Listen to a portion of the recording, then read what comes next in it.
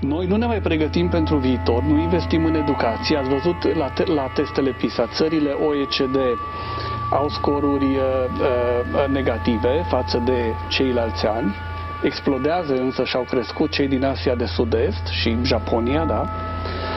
Ceea ce este un lucru extrem de important tocmai acum, când ne vom confrunta nu cu un viitor care sigur se schimbă, o să vină cu unele schimbări. Ne confruntăm cu un viitor disruptiv. Deci viitorul nu o să fie schimbare într-o paradigmă. Viitorul înseamnă schimbare de paradigmă.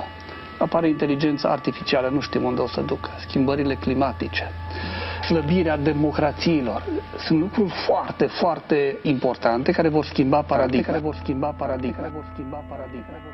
Poate nu e momentul aici, dar pentru că nu vreau să sărim peste asta, mi-am adus la un moment dat aminte și lucrurile curg în discuția cu tine foarte departe adesea.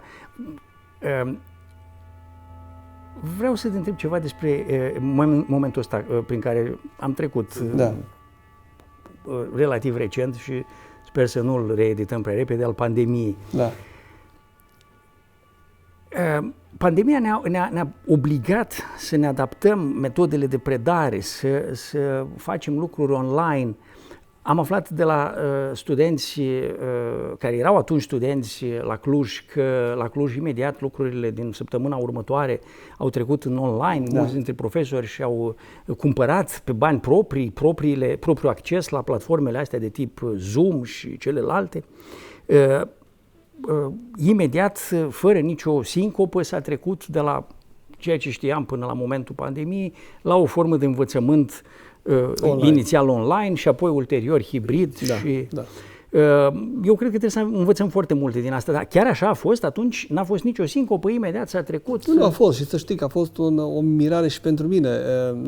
Eu țin minte că numirea de rector mi-a venit vinerea. Eu aveam un proiect pe 4 ani, ce vreau să fac la UBB. Luni am mers la universitate și deja ni s-a spus, stați că o să vedem. Și cred că marți, a venit decizia că totul trece online. Sigur că am avut emoții foarte mari gândindu-mă la ei, acum să vedem, fiindcă avem generații diferite. Unii se pricep la computer, alții nu se pricep. Unii o să dorească să facă, alții nu o să dorească să facă. Dar până la urmă, ținând cont că salariul mergea în condițiile în care îți făceai sarcinile și nu le puteai face decât online, am trecut de pe o zi pe alta de la învățământul clasic la învățământul online. Acum, să nu fim, iarăși, eu nu sunt naiv în primele luni, sunt convins că în unele situații calitatea n-a fost foarte mare. Sunt convins că unii profesori, de fapt, ce au făcut? Și-au pornit computerul și au vorbit în fața computerului ca și cum ar fi în fața unui anfiteatru. Probabil că după 30-40 de minute i-a pierdut pe cei mai mulți studenți. Dar care era alternativa? Alternativa era să nu faci nimic și să dai peste cap programul de viață al unor studenți. Și văzând totuși că s-a trecut așa destul de ok, repet, la învățământ online, noi foarte repede am început să includem pe toți în training-uri, să învățăm cum trebuie predat online. Am venit, dacă în primele zile, cum spui, unii și-au cumpărat ei, după aceea am venit cu tehnologie comparată de universitate, astfel încât și tehnologia să fie bună. Și spun că din toamnă, deci dacă în primăvară-vară lucrurile s-au desfășurat cum s-au putut desfășura, ne-am pregătit oamenii, ne-am pregătit tehnologia și din toamna anului 2020 eu cred că lucrurile au funcționat destul de bine pentru învățământul online, adică la standardele pe care le poate da învățământul online. Dar am mai descoperit ceva, am descoperit că nu doar profesori aveau probleme, am descoperit că studenții aveau probleme, fiindcă noi tot suntem tentați să gândim generațional, spunem tinerii cu tehnologia, digital native și așa mai departe. Da, numai că digital natives sunt foarte digital când trebuie să facă entertainment. Adică ei sunt obișnuiți să circule pe internet, să caute, să facă, să intre în tot felul de jocuri, gaming, în tot felul de chestii, că se distrează. Când se plictisesc, închid jocul, închid sistemul. Când faci educație, uneori educația nu e neapărat plăcută. Uneori trebuie să fii și concentrat, uneori trebuie să faci eforturi, uneori sunt lucruri care nu-ți plac, dar sunt importante. Și am descoperit că și tinerii studenți au trebuit să învețe cum să facă învățământ online, că nici pentru ei n-a fost simplu. Că brusc au descoperit că online nu înseamnă doar entertainment, uneori înseamnă efort, uneori înseamnă o stare de stres, însă pentru o cauză bună, adică să dobândești niște cunoștințe care sunt utile. astfel încât cred că în toamna anului 2020 ne-am pregătit și noi și studenții. Și eu sunt destul de mulțumit, de aceea UBB-ul a fost printre cele mai critice universități care au comentat atunci când autoritățile vreau să ne întoarcă înainte de a se încheia cu adevărat pandemia în varianta tradițională. Și dacă ții minte, au avut în cap ideea ca să ne oblige să trecem la ce era înainte. Și eu am spus și public și m-am încontrat cu foarte mulți, din păcate, pare rău că nu-mi place să mă încontrez cu colegi rectori sau cu autorități, dar a fost o cauză bună care a meritat. A spus, oamenilor, nu ne putem întoarce după 2 ani, după ce am învățat oamenii să lucreze online, am cumpărat tehnologie, nu ne putem întoarce la ce a fost înainte de pandemie, ca și cum n-am fi învățat nimic. Și presiunea noastră a contat și, până la urmă, autoritățile au înțeles, au schimbat legea și acum știi că un anumit procent, în funcție de domeniu, de specializare, poate să fie predat într-o variantă online sau hibridă. A fost o bătălie pentru asta, fiindcă primul reflex a fost, ok, s-a încheiat, ne întoarcem la ce a fost. Bun, și ce facem cu competențele oamenilor, cu tehnologiile pe care le avem, cu faptul că am arătat că putem salva poate bani în anumite zone pentru același proces educațional. Deci a fost o bătălie ca să obținem schimbarea legii. Păstrând proporțiile, a fost o situație poate cumva similară cu cea din 90. Unii au vrut să se întoarcă la 1977, alții au vrut să spună că a trecut. Hai să vedem ce e astăzi, totuși. Da, ceva s-a întâmplat, nu putem să ștergem cu buretele și să spunem suntem aceiași ca acum 2 ani sau, mă rog, 1 an și jumătate, când nu știam nici de ce e aceea o pandemie de asemenea proporții. Ești al 2-lea rector psiholog al Universității Clujene, după Florian Ștefănescu Goangă, care a fost reales în mai multe rânduri, având cel mai lung mandat de rector, de 8 ani. Din perioada interbelică, da. Atunci când a fost reales, s-a spus pe bună dreptate, a fost ales tocmai pentru că a fost unul dintre rectorii care a avut cel mai larg program de investiții în universitate. În ce măsură te-a influențat poziția lui Ștefănescu Goangă față de finanțarea cercetării, de investiții? Da, sigur, eu știu foarte bine viața lui, contribuția lui, nu doar ca rector, o știu și ca cel care a creat, cum spuneam, psihologia la Cluj și institutele pe care le-a creat. Și cam în tot ceea ce am făcut, într-un fel, să știi că am încercat să urmez acest model. Florian Ștefănescu Goangă avea această idee și ți-am și spus că este o particularitate a Universității Clujene, că funcția psihologului este să genereze cunoaștere. Deci ai nevoie de un institut pentru a produce cercetare. Această cunoaștere trebuie diseminată prin activități de predare. La noi catedra era partea institutului și nu institutul era partea catedrei. Ai nevoie de a transforma cunoașterea în servicii către oameni și el a generat astfel de servicii în diverse forme și în școli, în organizații, a dus cunoașterea chiar, dacă vrei, la nivel social, prin extensiunea universitară, mergând și diseminând cunoștințe științifice în toate orașele și satele mai răsărite din Transilvania. Și avea această idee că ai nevoie de o editură pentru vremurile. E singurul lucru pe care nu-l mai urmez astăzi, deși l-am urmat la început, că ai nevoie de o editură și de o revistă proprie. Astăzi nu mai cred că ai nevoie. Sigur, avem și noi editura noastră, dar nu mai mizez numai pe ea, că astăzi cred că și încurajez studenții cu care lucrez să publice în revistele altora și în alte edituri, nu în editura noastră.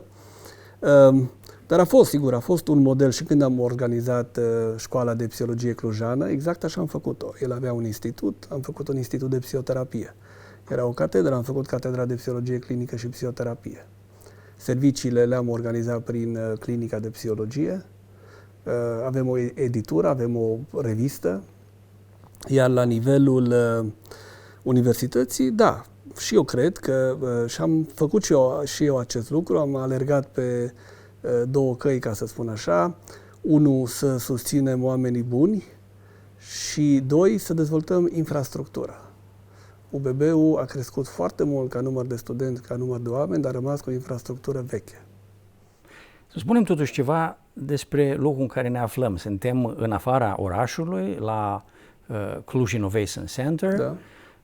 Unde s-au dezvoltat o serie de facilități pentru cercetarea, nu doar în psihologie, ci în mai multe domenii, în humanities. Spune câte ceva despre inițiativa asta, despre efortul ăsta, despre campusul care va apărea în timp aici. Eu am încercat să văd care sunt punctele tari pe care le are UBB-ul, ca cea mai mare universitate nu doar a țării, dacă e a țării, sigur că e și a Clujului, și ce poate să dea pentru acest oraș în această logică a specializărilor inteligente, adică specializări care să-ți dea un avantaj competitiv față de alte regiuni, nu numai din țară, și de la nivel european. Și cred că UBB-ul în acest moment poate să vină cu avantaje competitive în zona de computer science, în zona de tehnologii biologice, în zona de nanoștiințe, nanotehnologii și în zona de sănătate, unde elementele centrale sunt sănătatea mentală și sănătatea publică. Și atunci am propus această nouă specializare a orașului, pe care am numit-o Info Bio Nano for Health, adică utilizarea acestor științe pentru dezvoltări în zona sănătății. Am obținut de la primărie câteva hectare de pământ în această zonă. Am făcut un concurs internațional de soluții, cum ar trebui să arate această nouă dezvoltare, fiindcă eu îl văd ca un fel de mini-campus. UBB nu se mai poate dezvolta în Cluj. Clujul este deja un oraș mare, UBB este un oraș în orașul Cluj, suntem distribuiți peste tot, dar orice construcție mare e foarte greu să o faci și de aceea am venit în această zonă, ca să spun așa, peste deal, da? În care vrem să dezvoltăm această specializare inteligentă, care va cuprinde facultatea de informatică, va fi un institut dedicat acestei teme. Sperăm să construim 1 sau 2 cămine. Sigur că primăria s-a afiliat și în proiectul internațional care a câștigat, are propria componentă care ține de citizen science, ideea de science museum, adică de a duce știința spre oameni, spre societate, spre copii, mai ales în zona preuniversitară. Și dacă lucrurile merg bine, eu sper că în 4-5 ani să vedem acel proiect care este public, n-are sens să-l arătăm acum aici, oamenii îl pot găsi dacă caută pe net Info Bio Nano for Health, cum va arăta acel campus, va fi exact peste drum față de ce avem aici. Însă noi am pregătit lucrurile, am început să ne mutăm deja în această zonă.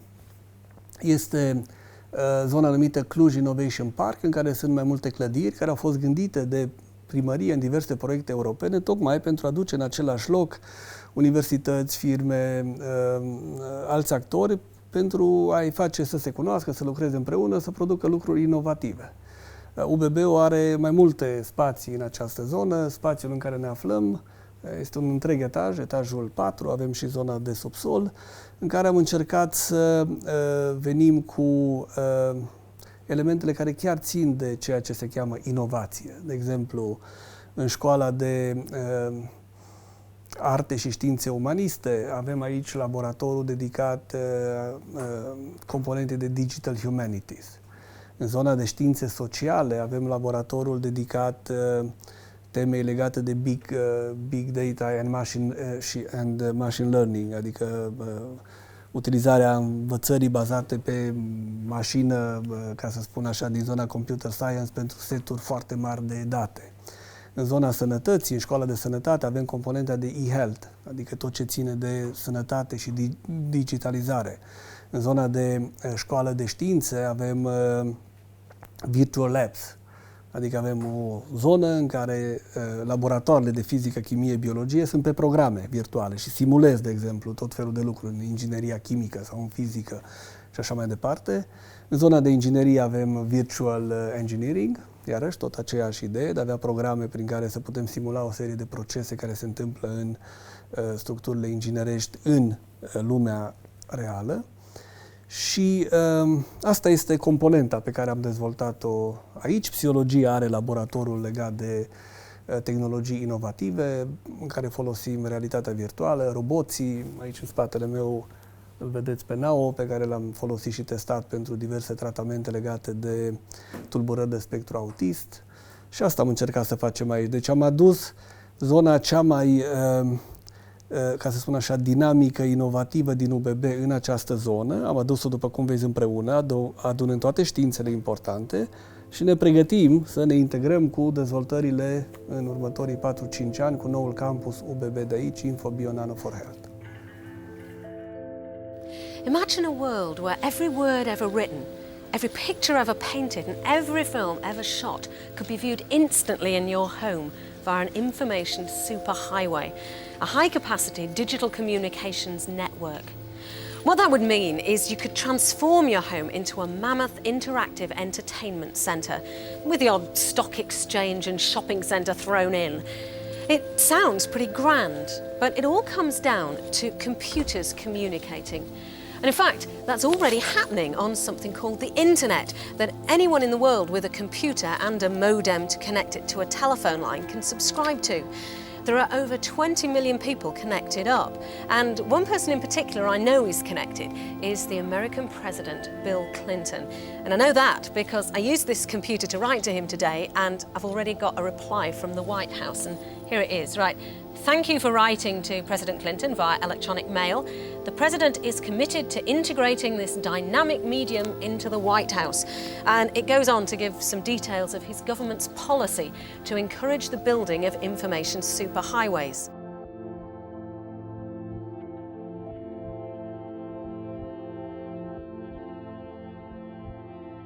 E 1994. Superautostrada informației, invenția nou apărută despre care vorbește Kate Bellingham la BBC, e pe cale să transforme pentru totdeauna lumea.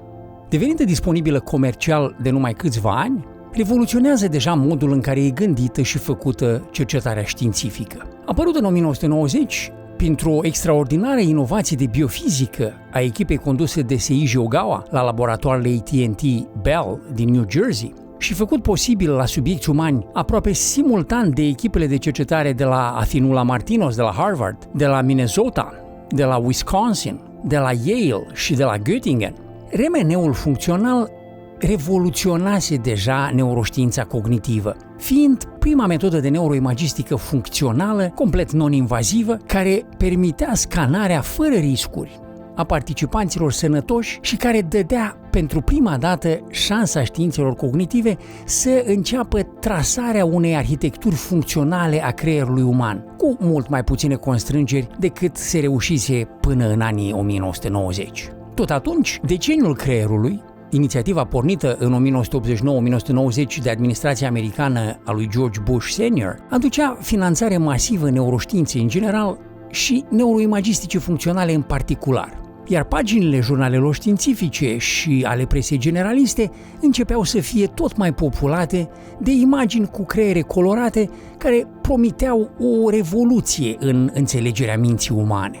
La 6 luni după documentarul BBC, jurnalul Science publica un editorial semnat de Peter Fox și Jack Lancaster, cu titlul Neuroscience on the Net, care descria uriașul potențial pe care internetul îl avea pentru viitorul cercetării în general și pentru viitorul neuroștiinței în particular. Fox și Lancaster, pionieri ai neuroimagisticii funcționale, atunci afiliați Universității din San Antonio, făceau o scurtă istorie a cercetării din genetică, unde internetul era deja folosit de aproape un deceniu, încă de dinainte să devină disponibil comercial, pentru partajat bazele de date deja mari și greu de gestionat pentru o singură universitate la vremea respectivă și care dăduseră cercetătorilor acces fără precedent la seturi de date care altminteri n-ar fi fost accesibile decât cercetătorilor de la o singură universitate, cea care colectase datele respective, dar care date deveneau acum accesibile nenumăratelor altor universități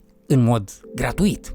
În articol, Fox și Lancaster trec în revistă și inițiativele de partajat date pe internet din neuroimagistica de la vremea respectivă și descriu o foarte puternică inițiativă creată de John Mazziota, un alt pionier al neuroimagisticii funcționale, inițiativă care se numea Brain Map și care avea să fie viitorul cercetării colaborative din neuroștiință. Într-o lume universitară în care orice laborator din orice universitate avea deja acces la internet. În afară de numele ridicol, pe care nu-l mai folosim astăzi, superautostrada informației, care era internetul anilor 90, revoluționa deja cercetarea științifică.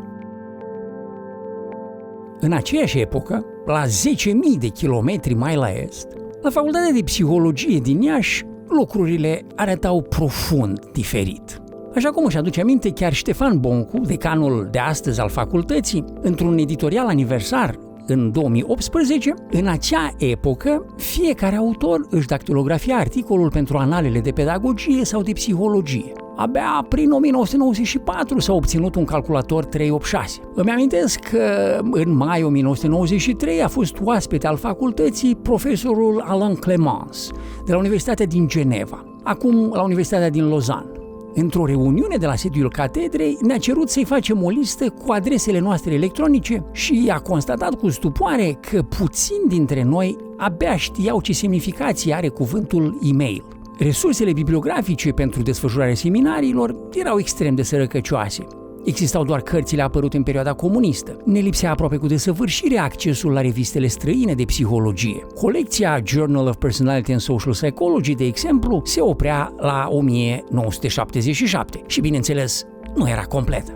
Anul 1977 fusese, într-adevăr, unul dificil pentru România universitară, fiind momentul în care Partidul Comunist oprise finanțările pentru plata puținelor jurnale științifice care ajungeau la universitățile românești din epocă.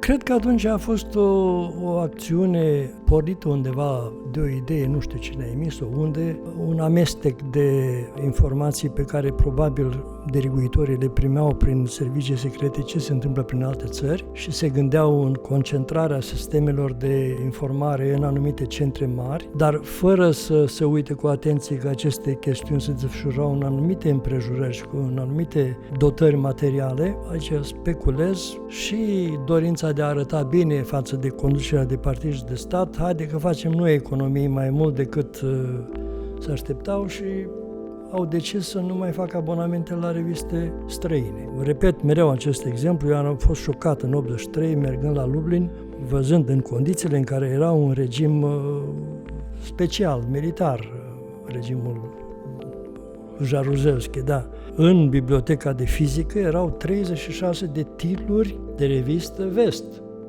La zi. Deci oamenii la zi.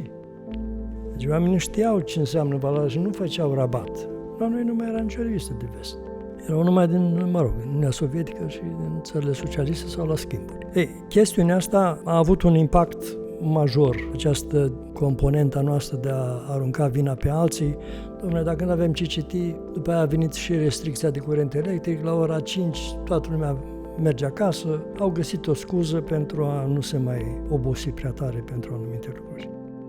În episodul trecut am vorbit despre reforma comunistă a învățământului universitar, începută cu decretul 175 pe 1948, legea prin care facultățile de medicină fuseseră rupte din universități și transformate în institute de medicină și farmacie. Politică prin care, în România, medicina s-a scindat de universități, nu doar administrativ, ci și cultural, insularizându-se, fără a mai lua parte la cercetare și educație interdisciplinară. Prin asta, pierzându-se ocazia creierii în România a neuroștiinței și a psihologiei clinice. Aceeași reformă comunistă a învățământului universitar din 1948 mai produsese o măsură prin care se modifica profund arhitectura universităților românești. Sub influență sovietică directă, cercetarea științifică avea să fie mutată din universități în institute de cercetare, în care singura activitate avea să fie cea științifică, în timp ce universitățile rămâneau ca având drept scop principal activitatea didactică. Cercetarea științifică în universități n-avea să fie niciodată interzisă în comunism, ci doar descurajată. În diferite grupuri de cercetare din universitățile românești, mai ales în fizică și în chimie, laboratoare de cercetare au continuat să funcționeze pe toată perioada comunismului, chiar în anii 80. Așa cum notează Sonia Pavlenko și Cristina Bojan într-un articol din 2018. Restricțiile mergeau până la limitarea orelor de cercetare pe care universitarii români le puteau avea săptămânal, la nu mai mult de 12. Până la momentul acestei restricții, însă, o largă majoritate a universitarilor din România abandonase deja de mult cercetarea sau nu o practicaseră vreodată. Politica descurajării cercetării științifice în universitățile românești avea să aibă drept consecință, în 1990, la prăbușirea comunismului, o generație întreagă de universitari care nu se ocupaseră vreodată de cercetare și nici nu aveau interesul sau resursele să o facă, în contextul în care simplul acces la literatura științifică era aproape imposibil.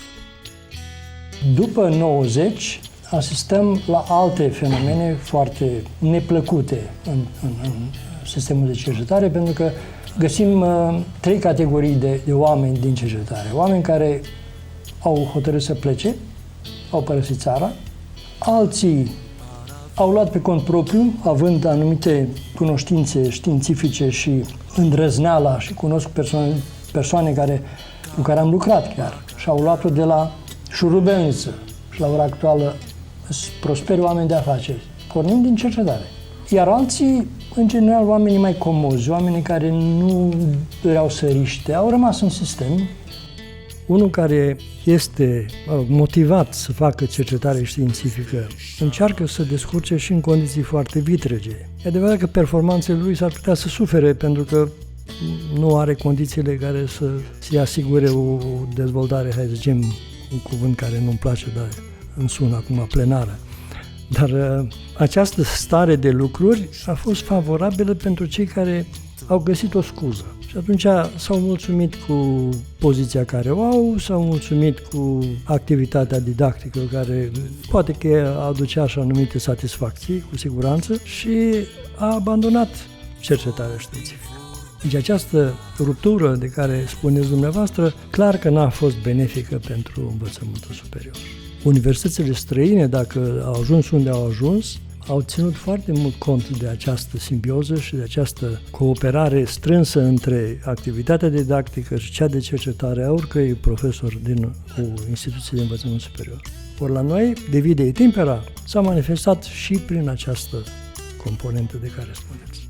În cazul nostru, am făcut eforturi mari de a aduce reviste, colecții întregi de reviste pe care le donau universitățile străine și am completat o serie întreagă de serii de reviste, de colecții și la noi și la Biblioteca Centrală. Asta a fost o componentă. Apoi cealaltă era de solicitare a lucrărilor direct la autori, ce se petrecea și înainte din 90. Apoi au venit contracte de cercetare în care era un capitol de la contract cu cheltuieli pentru documentare și s-au putut cumpăra colecții.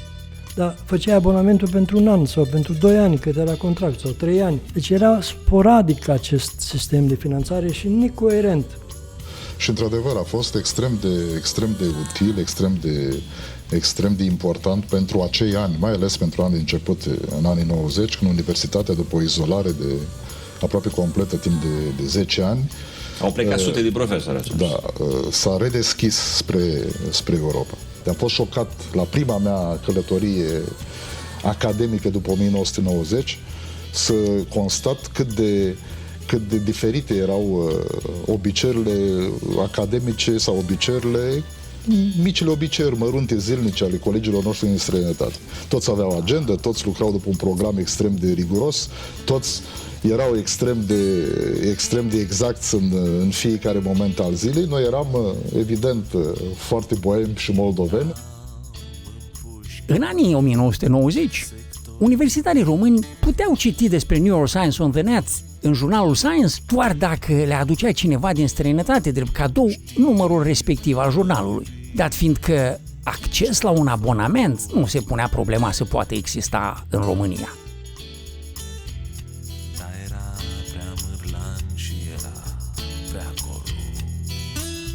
În același timp, în lumea universitară din România, cercetarea inter- și transdisciplinară pe care vrea să o favorizeze Daniel David prin aducerea împreună a universitarilor din mai multe departamente era practic inexistentă și foarte greu de pornit, dat fiind că România se afla într-un decalaj imens față de lumea occidentală și catedre cu discipline diferite, de la chimie, la fizică, la biologie sau la științe sociale, erau încă în faza separării unora de celelalte, nici de cum a unei colaborări interdisciplinare. În primul rând, vreau să vă spun din capul locului că am fost interesat, apropo de întrebările anterioare, de înființarea de secții interdisciplinare, pentru că asta este, pe de o parte, în sensul universității, instituție care aduce la un loc competențe, dar în același timp o oportunitate pentru domenii separate. Și am încercat să fac astfel de colective mixte și încercam pe fizicienii noștri să înțeleagă că fizica, cum vă spuneam încă de la început, este undeva la temelie să facem noi pasul spre alte domenii. Primele încercări le-am avut cu arheologia, de la istorie. Nu puteți face pași mai departe fără o analiză temeinică, fizico-chimică a toate artefactelor dumneavoastră. Mi-a fost foarte greu. Aceste domenii interdisciplinare oferă o șansă pentru istorici să publice lucrări în reviste redutabile, inclusiv Nature, sau la juridică, pe criminalistică, la biologie, această cu biofizică. Toate deschiderile astea erau exact în acest sens, de a face secții interdisciplinare. Pe de altă parte, anii 90, atunci când psihologia din România se reînființa după cei 13 ani de interdicție din ultimii ani ai ceaușismului, aveau să aducă politici foarte diferite la universitățile din Iași și Cluj.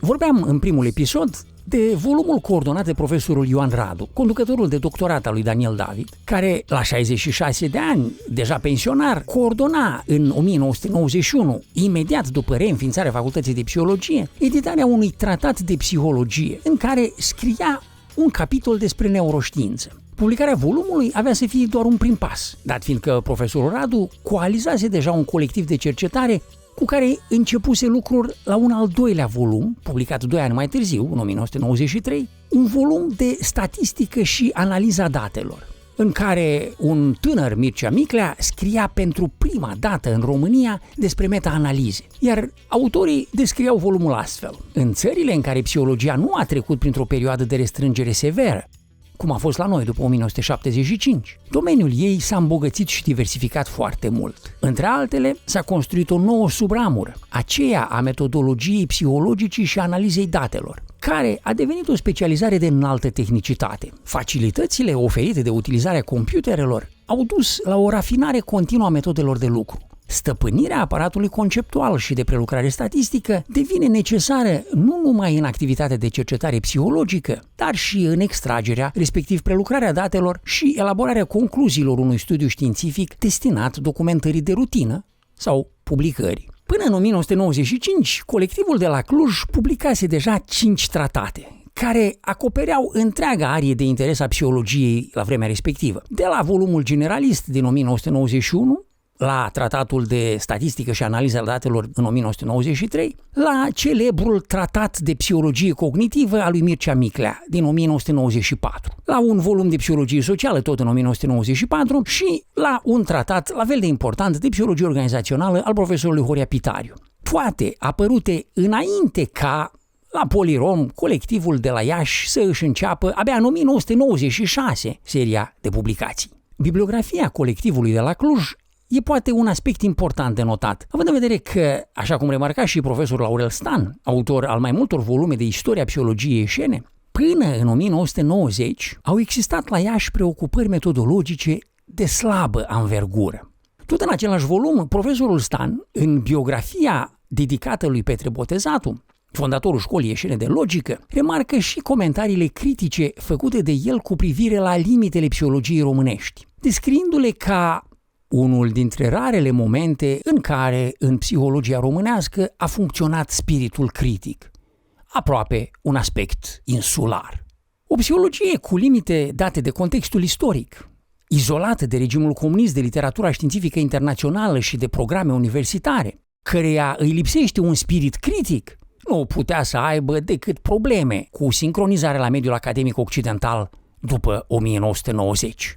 De altfel, așa cum își aduce aminte același decan Ștefan Boncu în același editorial aniversar din 2018 despre anii 90, și americanii ar fi vrut să ne acorde sprijin financiar. În 1993 ne-a vizitat William Hurst, un cunoscut psiholog cognitivist, care reprezenta un program al Fundației McDonnell Douglas de revigorare a psihologiei în estul Europei. Până la urmă, profesorul american a găsit mai multă receptivitate la Universitatea Babeș-Bolyai. Această receptivitate scăzută găsită de Bill Hurst, căruia atât eu însumi cât și Daniel David îi datorăm călătoriile în Statele Unite și contactul cu lumea psihologiei și neuroștiinței de vârf, avea de fapt origini istorice. Diferențele dintre cele două școli de gândire în psihologie, de la Iași și de la Cluj, fuseseră remarcate chiar de către profesorul Radu, într-un interviu acordat profesorului Neculau în 2001. Interviu în care profesorul Radu își amintea că, încă din anii 70, relațiile dintre cele două catedre de psihologie se răciseră odată cu apariția volumului Drama psihologiei a lui Vasile Pavelcu, profesor atunci la Universitatea din Iași. Volum în care Pavelcu trasează pentru psihologie o direcție mai degrabă eseistic-filozofică, prea puțin interesată de cercetarea științifică. Cercetare însă de care cei de la Cluj erau semnificativ mai preocupați și în care și-au investit eforturile de-a lungul deceniilor, drept urmare, fiind obligați să remarce la parcurgerea volumului lui Vasile Pavelcu o diferență semnificativă de abordare a psihologiei între cele două catedre, de la Iași și de la Cluj. Era probabil relevant că atunci când la Cluj Florian Ștefănescu Goangă înființa în casa soției sale un institut de psihologie experimentală în 1921, în psihologia ieșeană nu exista echivalent pentru psihologia științifică.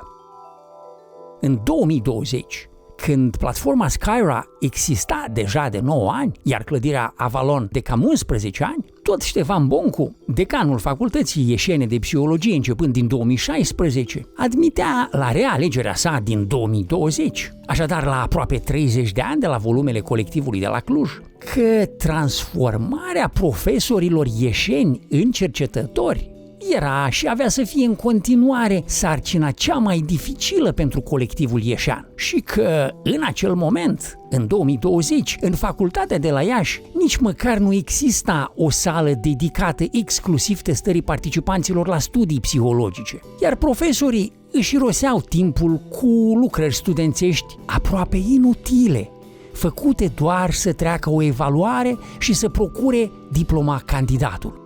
Un comentariu important, dat fiind că venea chiar de la decanul facultății.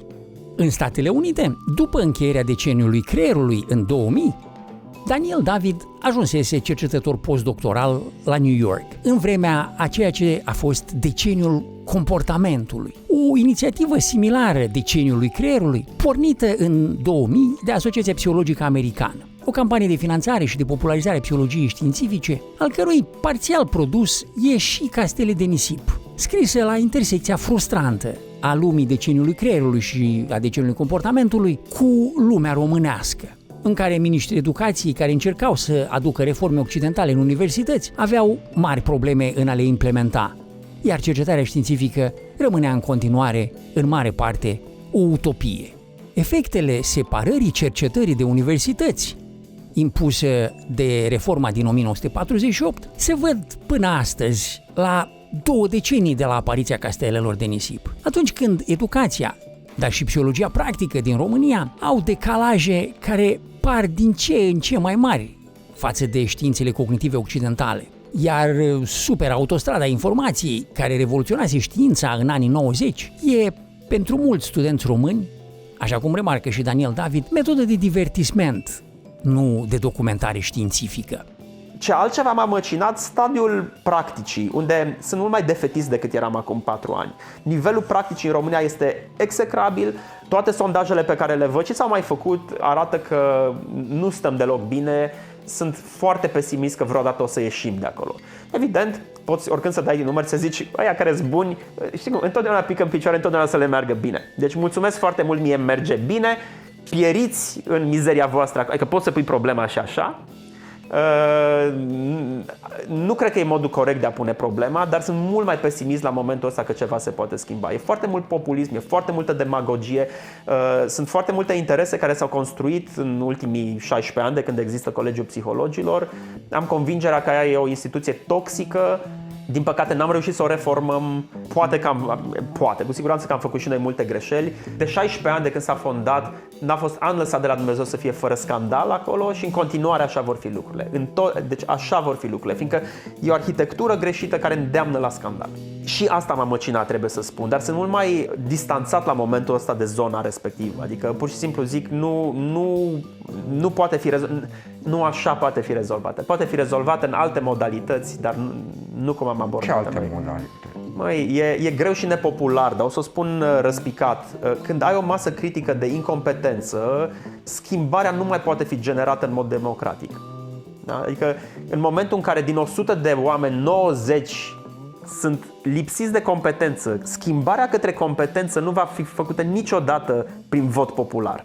Și eu cred că schimbarea acolo nu o să vină din interior niciodată, din interior va veni doar demagogie și da. A plecat greșit, nu mă uit la Aniței sau ILS, la cei care au pervertit în ultimile mandate colegiul. Mă uit cu ochi foarte răi înspre primul mandat, primii 4 ani. A plecat greșit de atunci, mai departe a fost downhill, da? The slippery slope. The slippery slope. Down slippery slope. Down slippery slope. Down slippery slope. Down slippery slope.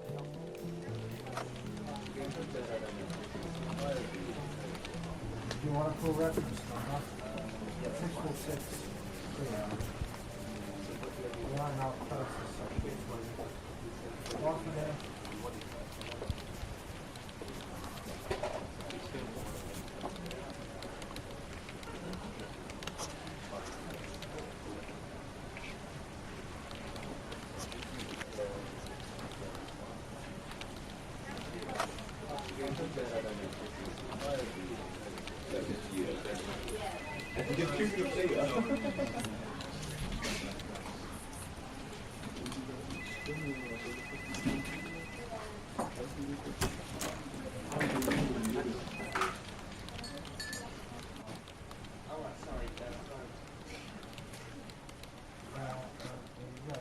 În Castele din Nisip citai rezultatele dintr-un studiu din 2002 care încerca ierarhizarea universităților, a calculat acolo un indice de vizibilitate al departamentelor de psihologie din țară pe baza numărului de publicații. Apăreau acolo niște coeficienți, bunoară, UBB-ul era pe locul întâi cu un coeficient de 84, nu intrăm în amănunte cum s-a generat, dar după aceeași procedură au fost evaluate toate universitățile, toate programele de psihologie. Universitatea București cu un scor de 76, Universitatea Alexandru Ioan Cuza mult mai în spate, pe un loc 3 cu un scor de 44. Un deceniu mai târziu, colegii Dobrean și Matu au refăcut același tip de studiu, aceeași analiză și într-un articol publicat chiar în Journal of Cognitive Behavioral Therapies la Cluj, arătau aproximativ aceeași situație. Lucru care te-a făcut pe tine atunci în epocă să, prezinți lucrurile cu o sintagmă ușor ironică, dar într-un fel chilly, spunând să bată clopotele pentru psihologia românească. Ce aveai în vedere atunci și ce face în continuare psihologia românească să fie atât de puțin vizibilă internațional?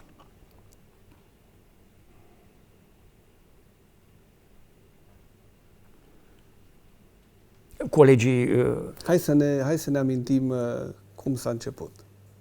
De acord.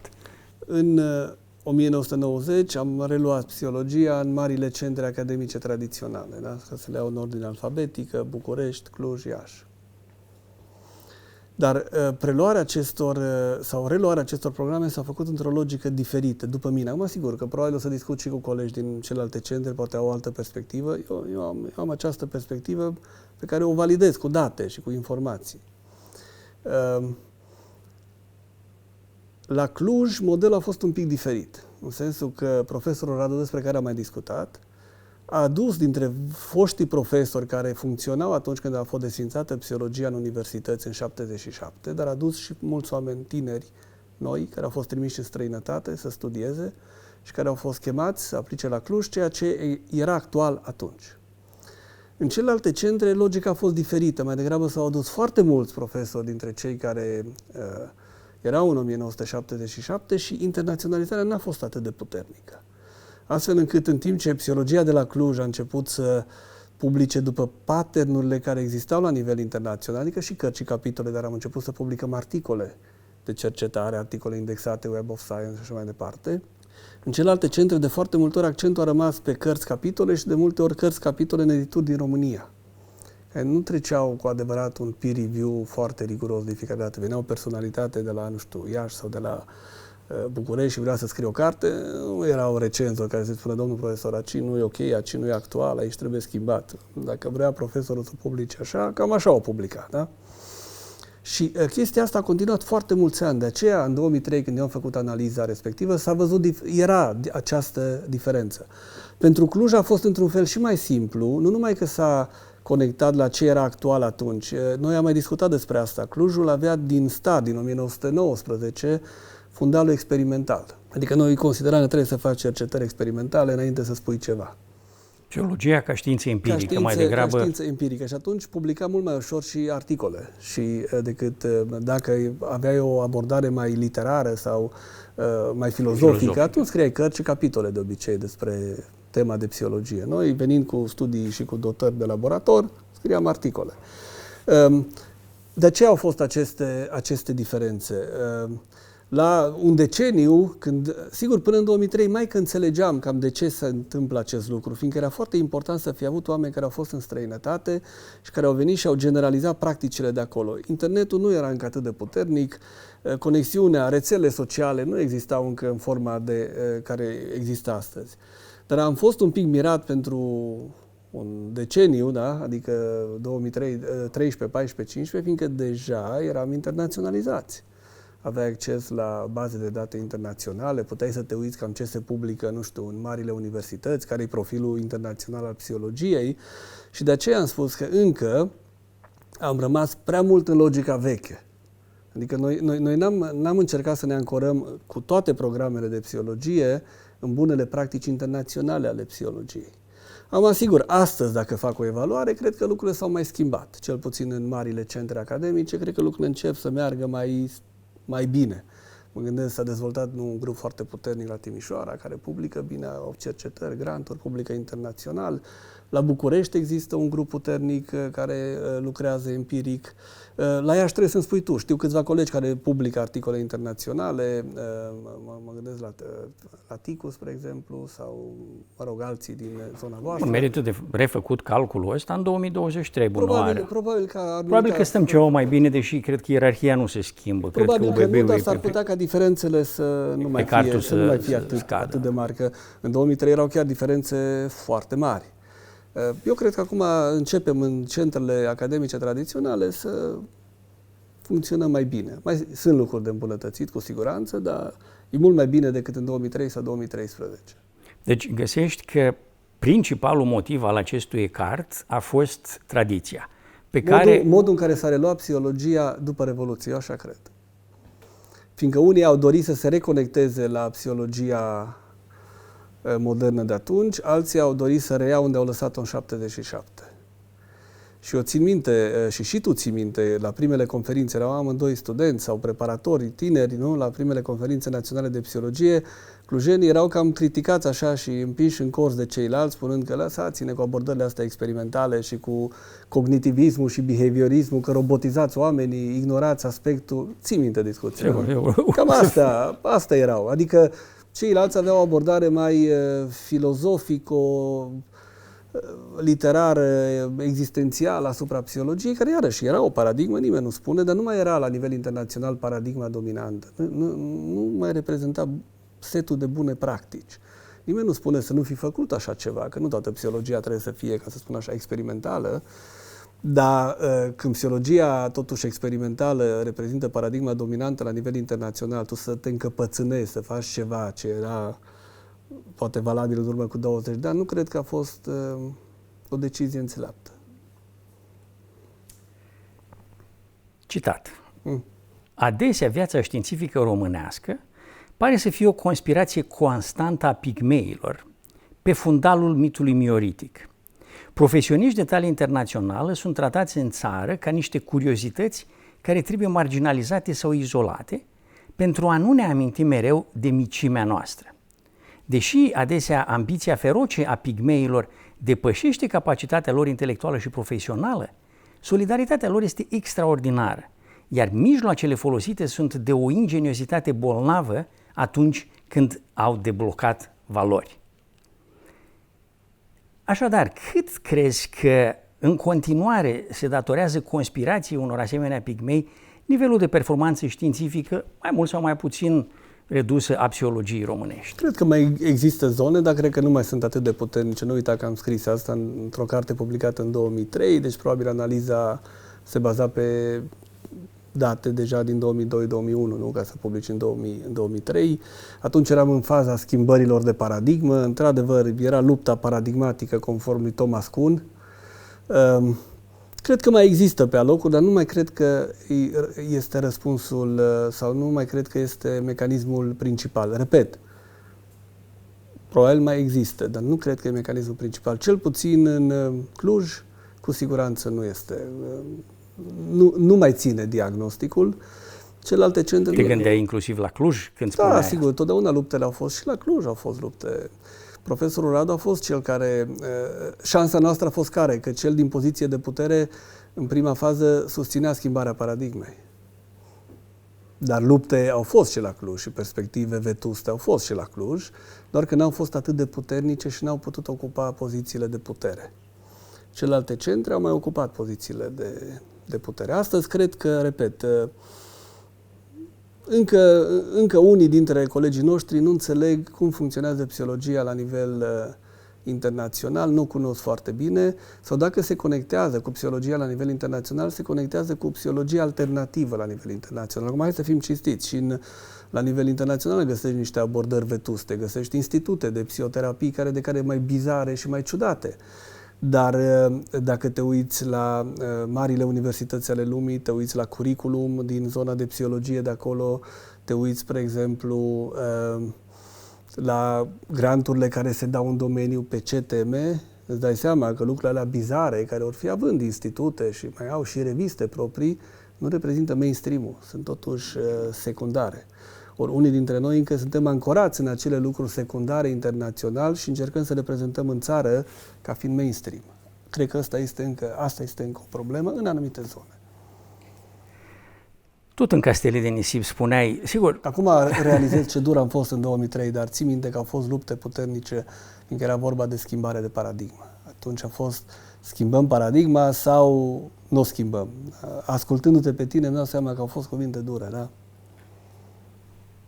Încă. Încă.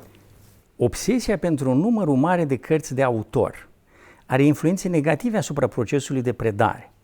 În străinătate, în fiecare domeniu țintă, sunt câteva manuale scrise de lideri din domeniul respectiv, care sunt folosite în aproape toate centrele universitare.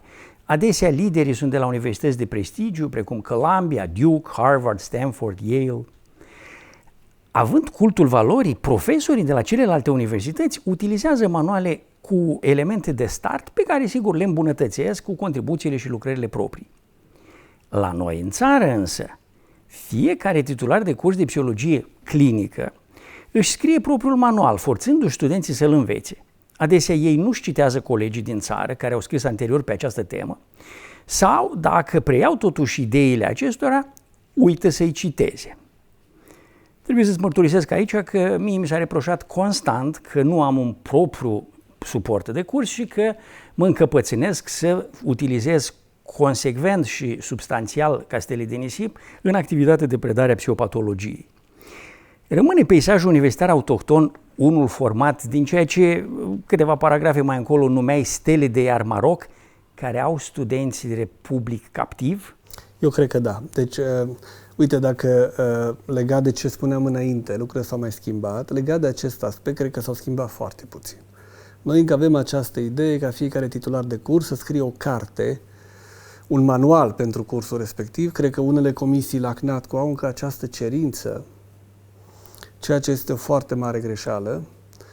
Așa cum am spus, sau ce am spus atunci, e valabil și astăzi, nu? Adică dacă îmi scrie Aaron Beck o carte despre psihoterapia cognitivă, despre cognitive therapy, iar eu predau acest curs, de ce să mai scriu și eu o carte? Că nu pot scrie decât ce a spus el reformulat, oarecum, și după aia mă trezesc că intru în probleme de drepturi de autor, plagiat sau alte lucruri foarte complicate, nu? Ce pot scrie în plus față de cel care a fondat tehnica respectivă? N-ar fi mai demn să mă apuc să traduc cartea dacă studenții nu știu limba engleză sau să predau după cartea respectivă? Sigur, eu pot să îmbunătățesc cartea cu contribuții personale din anumite cercetări, anumite granturi, dar să scriu câte o carte pentru fiecare curs pe care îl țin este efectiv ceva specific nou, care ne aruncă în impostură de foarte multe ori, ne aruncă în tot felul de practici care sunt la risc din punct de vedere etic Și asta este încă o problemă. Eu am și spus, dacă nu vrem să luăm autori internațional, deși ar trebui să luăm autori internațional dacă noi n-am spus ceva internațional în domeniu, nu?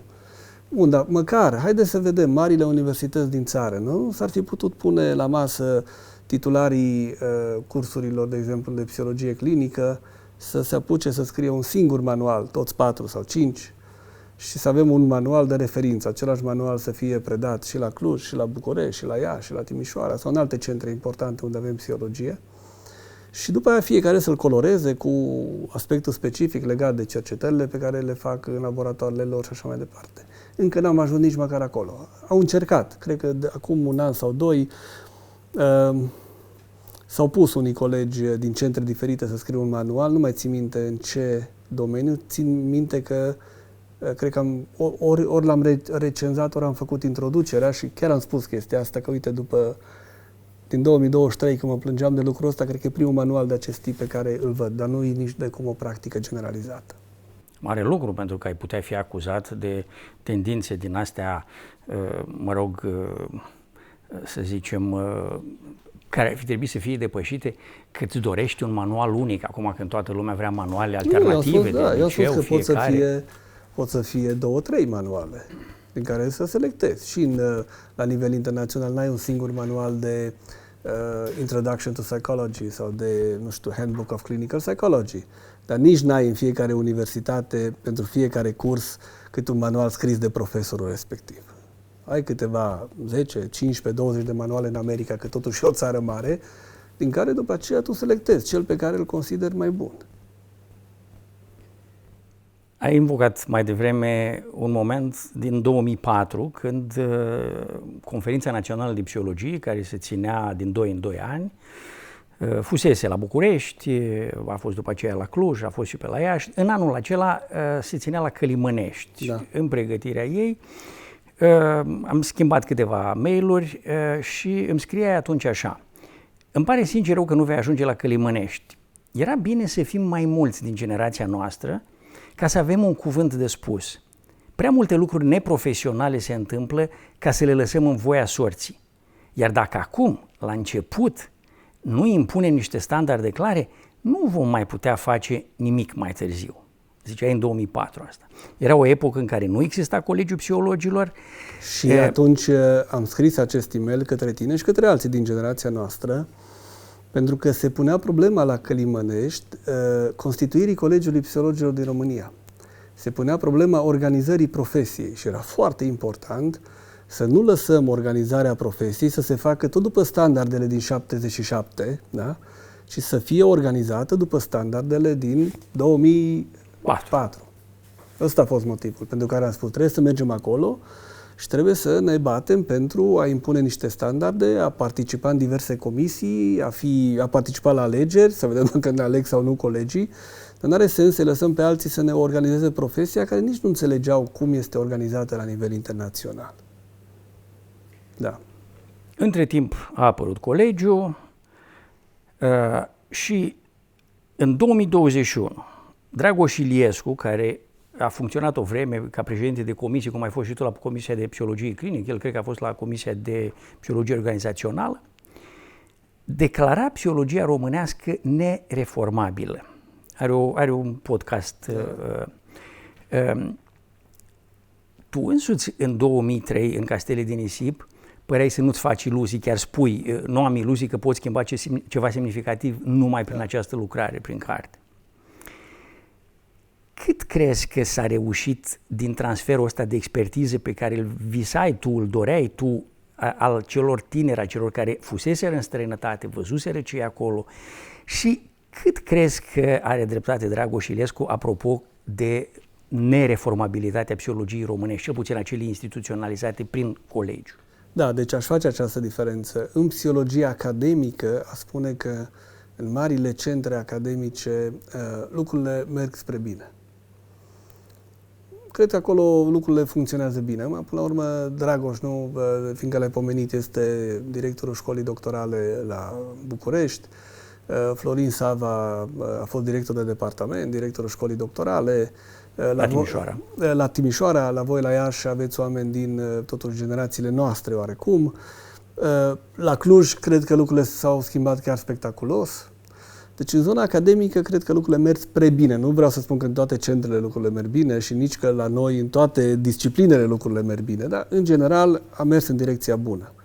E și foarte greu astăzi în mediul academic să faci lucruri prea aberante, fiindcă ai studenți care, dacă tu te apuci la o disciplină să vorbești despre nu știu, faptul că depresia e generată de rezonanța universală a nu știu căror planete, oamenii citesc și vă întreabă, domnul profesor, dar la Harvard se spune altceva, că poate intra să vadă un curs de acolo pe tema respectivă. Cred că Dragoș se plângea mai degrabă de modul în care este organizată profesia. Și da, acolo cred că mai avem mult de lucru, fiindcă pe piață există oameni care s-au format care au fost produși de departamentele de psihologie când încă nu erau reformate sau încă nu erau foarte angrenate în psihologia internațională. Sunt oameni care s-au format în alte centre, care nici astăzi nu sunt foarte performante. Și până la urmă, dacă socotim centrele care se văd internațional în mediul academic în psihologie, noi nu generăm majoritatea absolvenților. Iar în zona profesiei, până la urmă, majoritatea contează, că se votează niște standarde, ce facem, cum, numărul contează. Vrei să spui, deci, că absolvenții de la, iarăși să o luăm alfabetic, București, Cluj, Iași, Timișoara, nu fac majoritatea. Reprezintă mai puțin decât totalul absolvenților facultăților de psihologie din universitățile preponderent de stat în psihologie. Da. Și particulare, și se produc foarte mulți studenți în zona particulară, în psihologie. Și asta a fost o problemă. Deci, dincolo de faptul că nici noi nu aveam totdeauna, n-am fost cum suntem astăzi, ca să spun așa,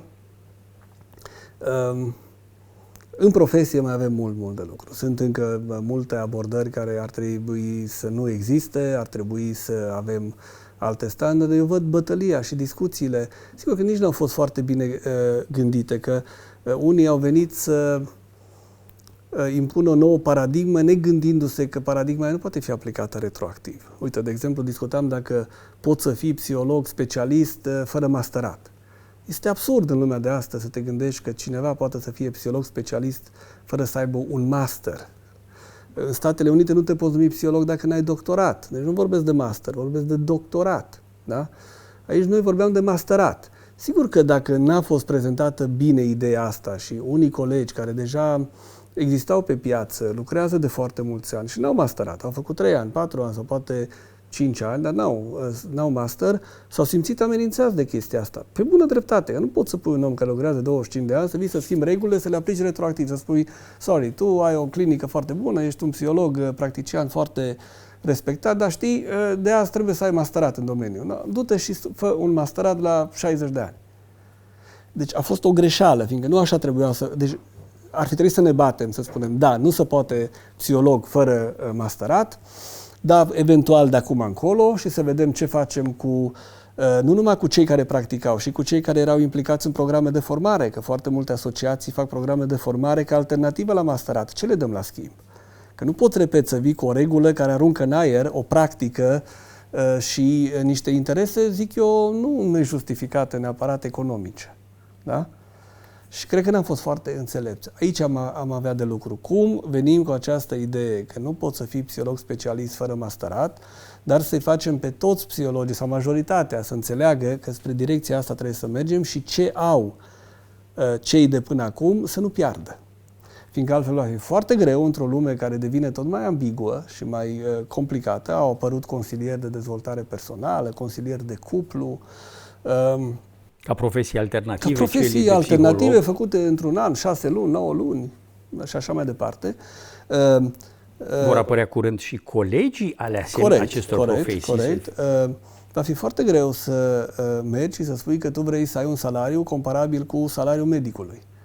În Statele Unite este această bătălie, că pentru a fi psiholog trebuie să ai 4 ani de undergraduate, da? Și după aceea trebuie să ai un masterat și un doctorat, care înseamnă cam 9 ani, 10 ani de studiu. Poți să ceri paritate sau aproape paritate în zona de sănătate. Dar dacă tu vei sta și vei spune că pentru a fi psiholog, studiile universitare de 3 ani ajung și că o fac prin tot felul de organizații și asociații, n-ai cum să mergi să spui că tu vrei să ai un salariu apropiat de al colegului psihiatru care face, nu știu, 5 sau 6, cât e medicina acum, 5 ani? 6 ani facultate 6 ani și 5 plus ani probabil rezidențiat. încă 4 sau 5 ani de rezidențiat. E foarte greu, nimeni nu te ia în serios. Și atunci treptat vei avea o profesie care va fi minoră. Și ca plată și ca influență socială. Aici era miza pentru a duce formările la un nivel adecvat. Doar că nu s-a pus foarte înțelept această situație, a polarizat psihologii, am început să ne înjurăm unii pe alții, să vedem ăștia din mediul academic pericol pentru practicieni, practicienii pericol pentru mediul academic, foarte mare greșeală. A trebuit cumva să ne readunăm și, repet, să tragem linie, nimeni să nu piardă din ce are, să construim împreună ceva care să ne aducă beneficii la toți prin raportare la celelalte profesii apropiate nouă, medici și celelalte care sunt emergente și care creează competiție pentru zona de psihologie, cum spuneam, consilier de dezvoltare personală, consilier de cuplu și așa mai departe.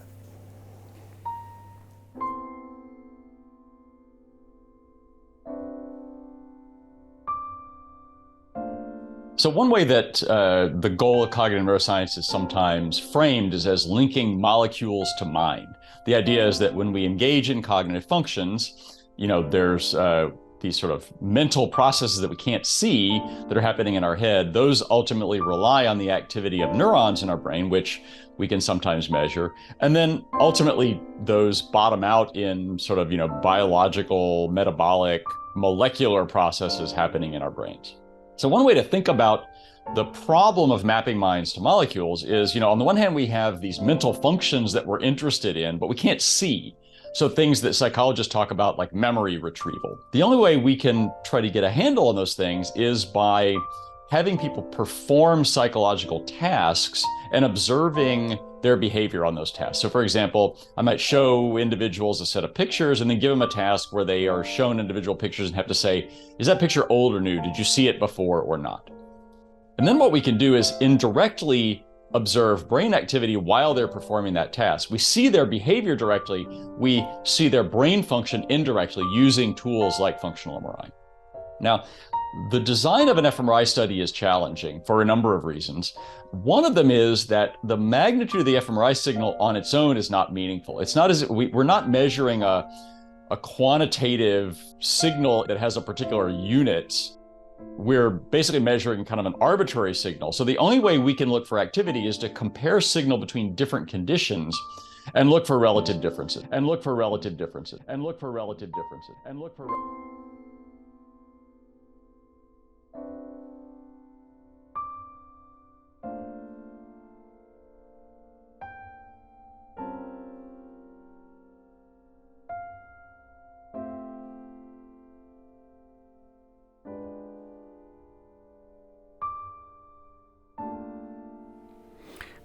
Info, bio, nano, sună foarte SF. Spune-ne un pic cum funcționează munca în echipă în studiile bunoară de RMN legate de credințe raționale, iraționale. Cum se așează la aceeași masă, ce limbaj vorbesc psihologii, informaticienii, specialiștii de neuroimagistică, nu știu, radiologi. Da, îți spun sincer, n-a fost foarte ușor. Dar primul lucru pe care trebuie să-l faci este să-i aduci împreună și într-un context fizic.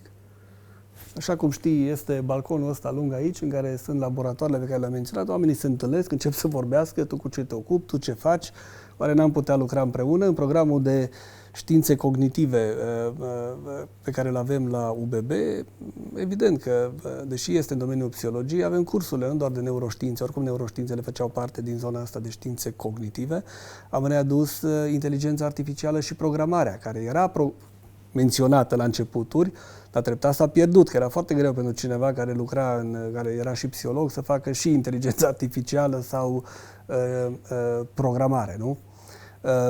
Am dezvoltat, deci ei avem parte în cursurile noastre, avem parte în granturile pe care le folosim. Încet, încet, deci, fie psihologii, cei din științe cognitive încep să înțeleagă faptul că e nevoie pentru a face cercetare de actualitate, de vârf, să ajungi să înțelegi, dacă nu chiar să scrii cod. Corect. Să știi să faci o prelucrare de date, Corect. poate nu chiar de tip big data, dar sau invers, specialiști din domeniul informaticii care să ajungă să cunoască poată mecanisme înțelege... de psihologie, fiindcă de foarte multe ori am văzut că atunci când își propun să lucreze cu inteligența artificială și își pun problema asupra simulării, nu știu, aspectelor legate de decizie, gândire, emoții, au tendința să ducă psihologia de simț comun acolo. Adică au tendința să programeze lucrurile așa cam cum le înțeleg ei ca oameni. Și cam inevitabil, fiecare dintre noi venim cam cum li se aplică lor. Și atunci vin psihologii și li se spune stai un pic că lucrurile aici stau altfel și poate te ajută și poate ceea ce rezultă e mult mai eficient decât dacă îți pui propria psihologie într-un limbaj de cod, ca să spun așa. Deci se întâmplă, nu este ușor. Uneori să știi că demersul duce mai degrabă la abordări multidisciplinare, adică fiecare echipă vine cu metodologia proprie, nu prea interacționează unii cu alții, lucrăm împreună asupra aceluiași fenomen și concluziile sunt un fel de sumă a diverselor discipline, dar fără să fie mare interacțiune între ei. În alte cazuri putem să ajungem la abordări interdisciplinare, în care fiecare începe să-l înțeleagă pe celălalt și să folosească metode din celălalt domeniu. Nu știu, începem să folosim în analiza trăsăturilor de personalitate modele de tip network analysis, rețele, de exemplu, da? Sau folosești inteligența artificială pentru a face procesări, de exemplu, pe imagini RMN sau pe alte date pe care le avem. Iar uneori, nu s-a întâmplat încă, dar sper să se întâmple, dar știu că se întâmplă în alte zone, lucrurile pot să meargă mai departe, să treci și de interdisciplinar, să ajungi la domenii, ca să spun așa, transdisciplinare. De ce nu? Până la urmă, hai să ne gândim, ingineria, știința mediului, cam așa a rezultat, nu? Întâi a fost o combinație de fizică, chimie, biologie, multidisciplinar, interdisciplinar și până la urmă a ajuns un domeniu în sine. Uite, anul ăsta UBB este cea care a propus, prima care a propus specializarea de inteligență artificială. Avem primul program de inteligență artificială, sunt foarte curios cum va funcționa, fiindcă din start am spus că acel program nu trebuie să fie un program dedicat numai în zona informaticii. Eu mă aștept ca inteligența artificială să fie implicată, de exemplu, în tot ce facem noi în zona sănătății, în dezvoltările pe care le facem cu RMN-ul. Adică văd inteligența artificială ca fiind o unealtă aplicată aproape în toate celelalte domenii, nu ca o subspecializare a computer science. Sau doar ca o subspecializare a computer science. Crezi că specialiștii în inteligență artificială vor fi interesați de domeniul ăsta? Sunt.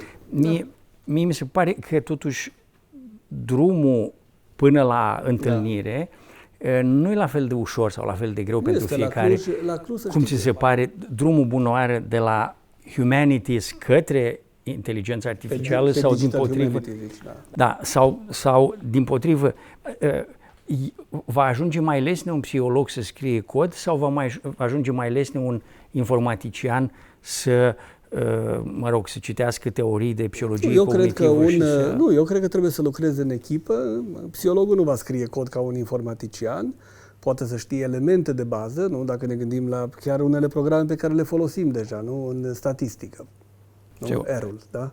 Clar că trebuie să știi niște lucruri de programare minimale, nu știu ce, dar trebuie să știi. Adică ceva mai mult decât să dai 2 clicuri. Decât să lucrezi în SPSS, nu? În care practic totul e foarte intuitiv și n-ai nimic de programat. Dar nu mă aștept ca psihologii acum să devină programatori. După cum nu mă aștept ca cei care lucrează în inteligență artificială să devină psihologi, dar mă aștept ca psihologul să înțeleagă ce important este să aibă un sistem de inteligență artificială care să-l ajute în procesarea unui volum mare de date, de exemplu, da? Dincolo de machine learning să ajungem și la inteligența artificială și să știe la cine să apeleze și să știe unde e, să lucreze împreună pe aceleași proiecte și invers, ca un informatician să știe că atunci când are o problemă prin care vrea să simuleze, de exemplu, un proces legat de mintea umană, să nu inventeze lucrurile, să meargă să citească singur și cine știe ce înțelege, are specialistul în psihologie. Uite, am avut, de exemplu, un astfel de proiect foarte interesant, mai multe, dar îmi vine acum unul în minte, în care lucram cu pacienți cu tulburări depresive și ideea era asta. Vedeam și toți știm că după ce termină tratamentul, fie că e tratament farmacoterapeutic sau psihoterapeutic sau combinația lor, problema cu pacienții cu tulburări depresive majore este că nu prea urmează sfaturile. Adesea nu iau tratamentul medicamentos cum a fost prescris de medic, mereu mai rup pastila în jumătate, dacă ei consideră că se simt mai bine și... Deci nu urmează tratamentul sau în cazul... Complianță scăzută sau în cazul psihoterapiei nu mai aplică lucrurile care au fost învățate. Și atunci ce ar trebui? Și iar recăderile sunt foarte mari. Sunt așa, după 6, 7, 9 luni ai din nou în tratament. Este și o anumită ciclicitate oarecum a bolii. Ar fi extraordinar să ai acasă un psiholog personal pentru fiecare pacient cu tulburare depresivă majoră, care să-i spună, ia pastila, acum faci activare comportamentală, mindfulness și așa mai departe. Da? Nu poți să ai un psiholog acasă pentru fiecare. Dar ideea noastră în acel proiect european a fost că nu pot avea un psiholog, dar pot avea un sistem de inteligență artificială în forma unui avatar. Că doar în principiu oamenii au acasă câte un computer. Și de ce n-ar avea pe computer un astfel de program? Adică un avatar care are și elemente minimale de inteligență artificială, care ce făcea? În fiecare dimineață îi administra scale scurte, nu dai teste psihologice lungi, dar scale scurte, scala de depresie Beck, o scală de cogniții iraționale, ca să vedem nivelul psihologic. În același timp, în pat, când dormea, erau niște senzori. Și la mâini avea senzori, și la picioare avea senzori, astfel încât avatarul înregistra automat mișcările și cum a dormit. Da? Câte mișcări au fost, de ce tip și așa mai departe. De asemenea se înregistrau unii indicatori psihofiziologici, da. Astfel încât în fiecare dimineață avatarul intra în discuție cu pacientul, avea datele integrate și l-am creat astfel încât, integrând datele subiective, comportamentale și psihofiziologice, să-și dea seama dacă este nevoie de o intervenție psihologică sau nu. Dacă problema era mai complicată, adică nivelul de depresie creștea, avatarul avea și elemente de bază prin care făcea unele intervenții, dar de bază, de exemplu, restructurări cognitive, dar într-o logică educațională. Sau făcea un exercițiu de mindfulness sau de relaxare, spre exemplu. Și după aia vedea dacă intervenția asta minimală avea efecte pozitive sau nu. Dacă lucrurile se complicau, deci nu avea efect pozitiv sau nivelul de depresie creștea, avatarul anunța clinicianul, care era într-un spital sau într-un cabinet de psihologie. Ei, îți dai seama că la un astfel de proiect, tot conținutul și partea de tratament a fost făcut de către psihologi. Sistemul de inteligență artificială de către computer scientiști. Senzorii și celelalte chestii de către ingineri. Am avut o componentă de etică, care e foarte importantă, unde au participat colegi de la filozofie. Deci, iată, un demers de sănătate într-o abordare modernă, în care a avut o echipă formată într-o logică, multe aici ar spune chiar interdisciplinară, că am trecut dincolo de faptul că fiecare își făcea bucățica și după aia am pus-o împreună. Ne coordonam unii cu alții, încercam să ne îmbunătățim unii altora ceea ce făceam. Deci cred în astfel de abordări, nu pentru că eu cred că așa va fi. Am și trecut prin ele, am avut mai multe proiecte, nu mai dau un exemplu recent, este chiar proiectul ăsta cu NAO. Da. Aici am avut nevoie iarăși de programatori, de ingineri, de psihologi care să stabilească care este care este modalitatea de terapie pentru copiii cu tulburări de spectru autist, o componentă de etică din nou. Da? Deci sunt foarte multe proiecte care noi deja le-am implementat în logica asta, astfel încât predicția mea este una oarecum bazată pe dovezi, ca să spun așa, adică mă aștept cu probabilitate ca lucrurile astea să funcționeze. Nu sper, ci cred că dacă le facem bine pot să funcționeze. Spune-ne câte ceva și despre interesele și proiectele care vizează RMN-ul funcțional. Da. Știu că te-ai interesat la un moment dat de câteva lucruri legate de procesele decizionale, de controlul emoțional, de, spuneam și mai devreme, ce altceva te mai interesează în domeniul ăsta? Poate liberul arbitru, poate... Da. Pe mine, dacă mă întrebi, sigur, platforma, așa cum am spus, va fi folosită de oameni cu interese diverse. Practic va fi o platformă de imagistică care combină RMN-ul, va fi elementul central, dar să fie și elementele legate de EEG, dar RMN-ul sigur va fi elementul central. Eu țintesc așa la nivel general, în primul rând, partea legată de, nu uita că eu fac neuroștiințe cognitive clinice, trebuie să duc acest lucru în zona tulburărilor mentale și în zona tulburărilor de tip neurologic. Dar pe mine personal mă interesează mai degrabă tulburările mentale și nu atât cele neurologice, sperând să se intereseze pe alții componentele legate de neurologie. Demențele o să devină o problemă foarte mare pe măsură ce îmbătrânim și pe măsură ce speranța noastră de viață crește. Nu știu, epilepsia încă e o problemă, deci avem foarte multe lucruri de investigat și acolo. Chiar dacă, repet, nu pe mine mă interesează lucrul ăsta, eu rămân în zona tulburărilor psihice. Aici mă interesează mai ales zona asta de depresie, tulburări de anxietate. Dar revenind la cercetarea de bază, fiindcă și aici am interese majore, da, unul dintre interese se leagă de liberul arbitru, este liberul arbitru și am și discutat despre asta în diverse conferințe, am și scris ceva, dar nu foarte, dacă vrei, nu foarte academic, dacă liberul arbitru este o experiență subiectivă, o iluzie sau are într-adevăr un rol cauzal în determinarea comportamentului, iar analizele RMN combinate cu diverse sarcini psihologice s-ar putea să ne ajute în a găsi acest răspuns. Iar tot pe cercetarea de bază mă interesează același lucru pe care l-am spus și înainte. Eu vreau să înțeleg foarte bine care este substratul neurobiologic al cognițiilor iraționale. Asta este, dacă vrei, tema centrală pentru mine ca psiholog.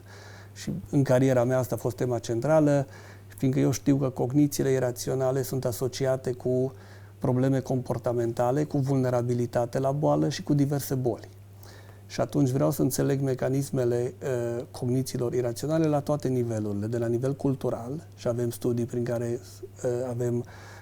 încercăm să înțelegem cum se manifestă cognițiile iraționale în diverse culturi, cum se manifestă la nivel psihologic, studiile clasice, cum se manifestă la nivel neurobiologic și aici sunt niveluri diferite. Am apucat să fac investigații la nivel genetic, la nivel molecular și la nivelul rețelelor neuronale. Sigur că sper că cu 7 Tesla și cu noua tehnologie, cercetările să fie mai avansate, să putem găsi lucruri și mai interesante și lucruri noi. Și să văd, repet, de ce este atât de greu în terapie să schimbăm cognițiile iraționale, deși omul înțelege, are insight-ul, știe că perspectiva rațională ar trebui să fie implementată în viața de zi cu zi. Îți spune în cabinet lucrul ăsta, da, aveți dreptate. Am exagerat negativul când am spus că e groaznic și catastrofal.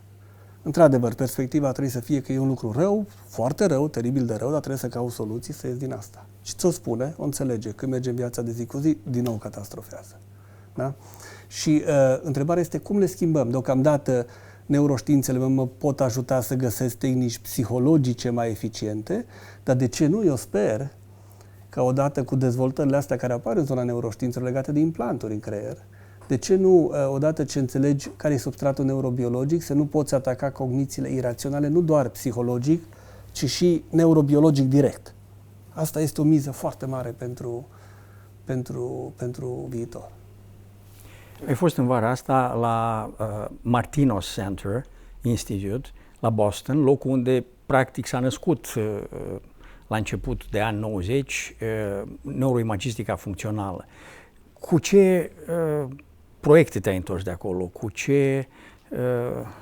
Ți-am spus, când încercăm să facem ceva, noi încercăm să ne conectăm cu cei mai buni. Și de obicei cei mai buni doresc să se conecteze cu noi, fiindcă dacă facem ceva, noi facem lucrurile serios.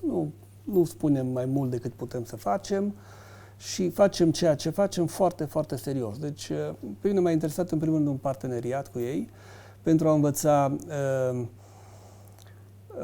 diverse tehnici de imagistică medicală, mai ales sigur în zona RMN-ului, având 7 Tesla de o mulțime de ani, ca să spun așa, să testăm o serie de protocoale și o serie de secvențe pe care ei deja le-au testat și știu că funcționează bine pentru diverse condiții clinice, de ce nu să le implementăm și la noi. Și de asemenea să învățăm aceste lucruri prin competențele pe care le pot oferi, prin cursuri de formare continuă, prin open courses, prin cursuri post-universitare. Ăsta a fost motivul principal, fiindcă, repet, știam că au experiență cu 7 Tesla, lucrează de ani de zile, au secvențe interesante pe care le-au testat și avem ce să învățăm de acolo. În același spirit, la începutul săptămânii a început un șir de conferințe ale cercetătorilor de la Jülich, da, care lucrează și ei de ceva vreme cu remene de 7 Tesla. Există și aici un parteneriat cu profesorul Șah și deja au început astfel de... Da, noi vom avea platforma, așa cum am discutat, voi ați filmat-o, cu adevărat funcțională va fi, adică aparatele vor fi instalate și pot să funcționeze începând cu 31, ca să spun așa, decembrie, ăla e deadline-ul în grant, dar cu toate finisajele, adică să mergi și cu plăcere, nu numai într-o clădire care funcționează, să arate și bine, deschiderea oficială va fi probabil în luna martie. Și am vrut să fim pregătiți și cu colaborările internaționale, adică am discutat cu cei de la Siemens ca centrul să devină un centru de cercetare, să putem testa unele secvențe, protocoale pe care le dezvoltă Siemens-ul pentru a-și îmbunătăți propriile aparate, ceea ce cred că este un lucru foarte important. Am vrut să avem legătura cu Statele Unite, cu Martino Center, și să avem legătura și în Europa cu grupul pe care l-ai menționat și de asemenea am avut discuții cu un grup în domeniile care ne interesează și pe noi de la Universitatea din Viena. Cam asta e parteneriatul cu care începem și cu care mergem mai departe. Se pot naște protocoale noi cu alți actori importanți în domeniu, dar deocamdată parteneriatele strategice pe care le avem cu acești actori cred că sunt suficiente. Nici nu știi dacă ai parteneriate strategice cu prea mulți, întrebarea este dacă mai sunt strategice.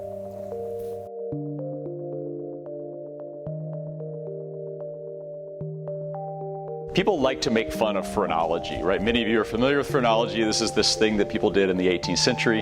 It actually was, the people who sort of first came up with the idea behind phrenology, like Franz Gall, he was actually a serious neuroanatomist, probably one of the best of his day. And so they had this idea that, different parts of the brain do different things. That was actually a pretty revolutionary idea that we still, many of us still walk around with. But they made this mistake by thinking that the degree to which a particular part of the brain is kind of good or bad at something would cause it to protrude enough that it would, kind of cause a little bump on the skull that you could feel these. And so it turned into basically a pseudoscience. People would, go around sort of like fortune tellers reading people's heads. And so you might think, we have these amazing like multi-million-dollar machines. We have to be doing better than phrenologists, right? And you would certainly hope that's the case. But there's a lot of reason to be concerned about many of the practices that many of us in science have used for many years. Revenind un pic la carte, ai un capitol întreg, cred că vreo aproape 30 de pagini, în care prezinți pe larg date de logica cercetării, de epistemologie, te referi la Popper, îl invoci pe Feyerabend. Atunci îți spun sincer, ții minte, acel capitol am scris ca o oglindă, fiindcă ți-am zis, mediul românesc arăta rău. Deci a fost o oglindă, ții minte atunci, pentru mediul care exista, să nu mă duc eu să spun direct, știi, ce faci tu este sau corespunde fazei preparadigmatice. Mă gândesc că dacă o scriu, cineva vede, și mai ales studenții. Jurnalele de psihologie biologică sunt destul de vechi în domeniul nostru. Deci legătura a fost mereu acolo, doar că, spre deosebire poate de alte componente biologice, neuroștiințele n-au reușit să ofere lucruri foarte practice. Bun, hai să socotim pragmatic, că mie îmi place să fiu, știi, ți-am spus că Fondul Psihologiei Clujene este unul experimental. Eu până la vârsta de pensionare mai am vreo 15 ani, nu? Bun, în 15 ani nu cred că încă vom reuși în 15 ani, uitându-mă la noile mandate pe care legea le acordă rectorilor și uitându-mă la opțiunile valorice pe care au diversi rectori care pot fi încă 10 ani rectori, nu cred că vom reuși să creăm o arhitectură academică normală în România.